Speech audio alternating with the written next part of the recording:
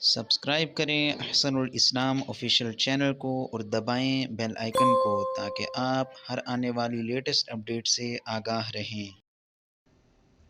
بسم اللہ الرحمن الرحیم۔ ناظرین، جیسے کہ تجوید کے قواعد جو ضروری آپ کو بتائے جا رہے ہیں، آج آپ کو حروف قلقلہ کے متعلق بتایا جائے گا۔ حروف قلقلہ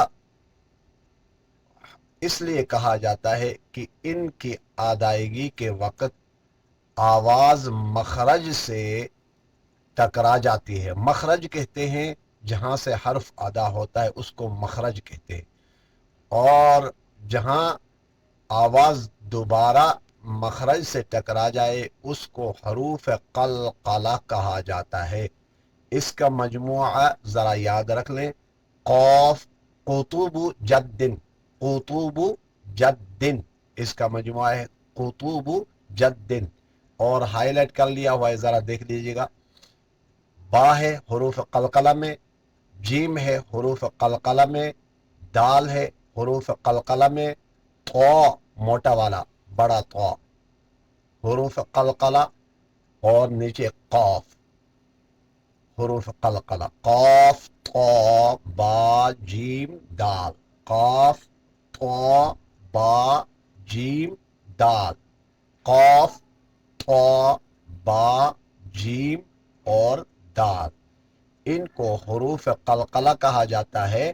ان کی ادائیگی کے وقت آواز مخرج سے ٹکرا جائے گی، جیسے قل هو اللہ احد، دال آ گیا، احد، احد نہیں پڑھیں گے، احد نہیں، احد،